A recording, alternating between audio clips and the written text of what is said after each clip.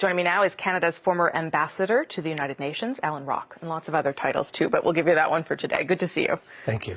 So the Canadian government says that it has asked Aung San Suu Kyi to stop the violence. They've pledged humanitarian aid. Those are the kinds of measures they've taken. But you think they should do more. What would you like to see? What we're watching in slow motion is a genocide taking place in Myanmar, nothing less. So I think Canada should use its weight at the United Nations to make a fuss, to encourage other countries of similar mind to join with Canada in a coalition, put pressure on the Security Council, demand that action be taken, that sanctions be considered or imposed, that other steps be taken to get the attention of the government of Myanmar. I mean, we're talking about 1 million lives being at stake. Already 145,000 have fled the country. The rest are living in very difficult circumstances, facing violence conducted by Myanmar's military. It's a major human rights catastrophe, and so I think Canada should do whatever it can to draw further attention to it and demand that it be stopped. You compare it to the situation, the conflict in Kosovo. What is the similarity there? Well, it's just striking that it was 20 years ago right now that we were looking at the ethnic cleansing in Kosovo when Muslims were under attack. And Canada led a coalition at that time, which through NATO stopped it by a bombing campaign. Now, I'm not suggesting that's the right answer here, but I'm suggesting, Lloyd and I are suggesting, that Canada can take a page from that book and talk about putting together a coalition of countries who just won't stand for this. I mean, we can't sit by and watch it happen, Rosemary. It's just not moral.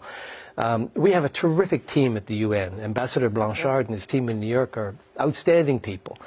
And I guess what we're saying is that this ought to be moved to the top of the agenda, and Canada should use its unique opportunity, weight, to get behind a movement to stop it. What about Aung San Suu Kyi and the fact that she is an honorary Canadian citizen? She is a Nobel Peace Prize winner. First of all, are you in any way surprised that she seems to be turning a blind eye to this particular persecution? I share the general surprise, shock, and disdain. I mean, I supported her very strongly when she was under house arrest and opposing the military rulers of Myanmar. Now that she's in de facto position of power, she seems to have turned away from all of that, and I'm not sure whether she's afraid of offending the military, thinking that they might reemerge and displace her. Sure. It's a very complicated situation with the state of Rakhine. There's a long, complex, and difficult history. The Muslims in that part of the country have always been second-class citizens if they've been allowed citizenship at all. That's right. So it's a hot-button issue in Myanmar. I understand that. But surely a recipient of the Nobel Peace Prize should not associate herself with the kind of savagery that's going on in that state.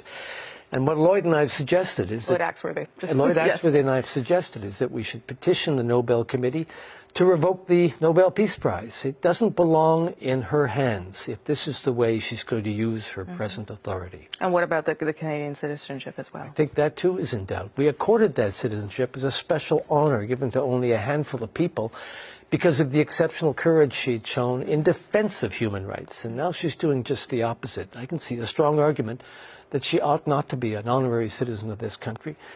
She doesn't bring credit to Canada, not by what she's doing at present.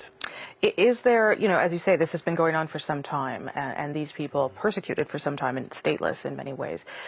Is there some benefit, at least, to the spotlight now? It seems we're talking about it in a way we haven't before. So there's got to be some benefit to that, I would imagine. Well, it's a very optimistic view, but I don't share that optimism, frankly. Kofi Annan just did a report of a commission, a special commission appointed by the government of Myanmar, of an international panel to look into the circumstances in Rakhine State. He made a number of recommendations that would overcome some of the barriers to equity. I mean, Muslims in that state are not citizens of Myanmar for the most part. They have no access to basic sanitation, education, or health care. The poverty levels in that state are twice, 3 times what they are in Myanmar generally. It's not benefiting from the improvement in Myanmar that came with the reintroduction of democracy. So it's a dreadful situation of which the current violence is just the most pointed and the most urgent symptom. So I think there's a lot of work to do in that state, and I understand that there's state sovereignty and we have to respect what goes on inside a country's borders, but In 2005, the world agreed unanimously that we would not stand by and watch a sovereign state kill its own people. That's what's happening there. And that's why I think we must speak up and we must act, and among other things, provide humanitarian support to the hundreds of thousands of Muslims who fled that state and gone to Bangladesh.